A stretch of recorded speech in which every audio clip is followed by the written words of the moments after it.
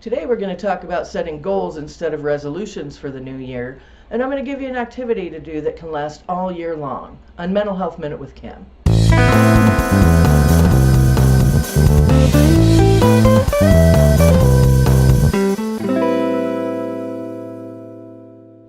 As we start a new year, some of us are likely to make resolutions for the upcoming year, and sometimes if we don't make those resolutions, or keep those resolutions, I should say, we can start to have negative self-talk about ourselves, and that does not help anything.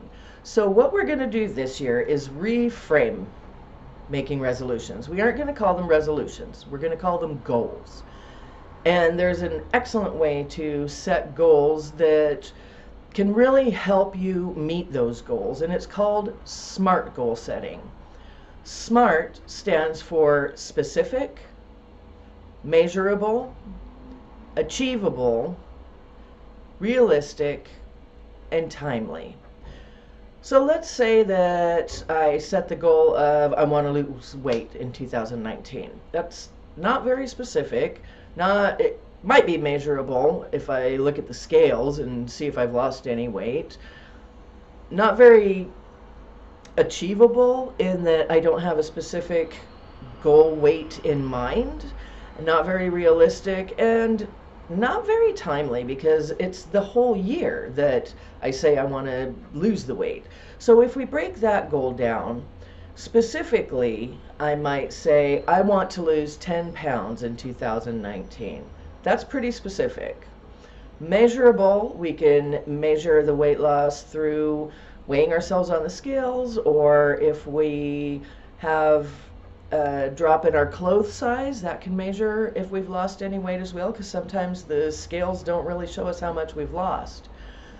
Achievable would be 10 pounds.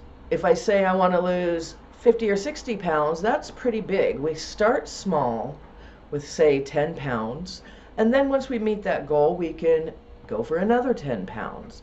Realistically, we can lose 10 pounds in 2019. I mean, that's a whole year. We could actually probably lose more if we really adjusted our goals. And timely, I would say maybe I want to lose 10 pounds in 2 months, or by the end of February or beginning of March, something like that.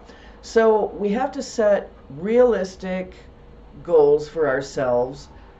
And if we use the SMART method, we can really break it down into achievable steps. Now I have a little activity for you to try if you'd like, and it can last the whole year.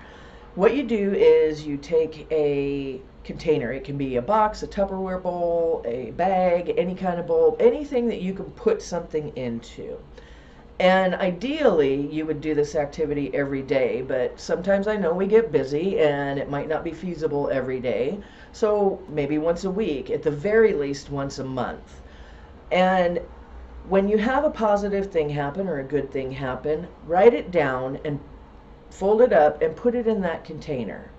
And then at the end of the year, you take things out of that container and see what good things have happened, because I know we talked about mental filtering before, and that is focusing only on negative things, and discounting the positives goes along with that. And if we really feel like we've had a crappy year, we can look back on these positive things and realize that some good things did happen to us.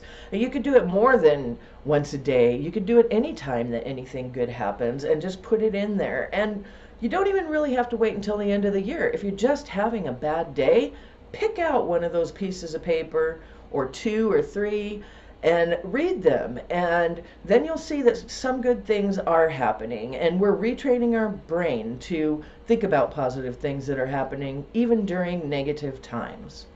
That's it for this week. I'll see you in the next year.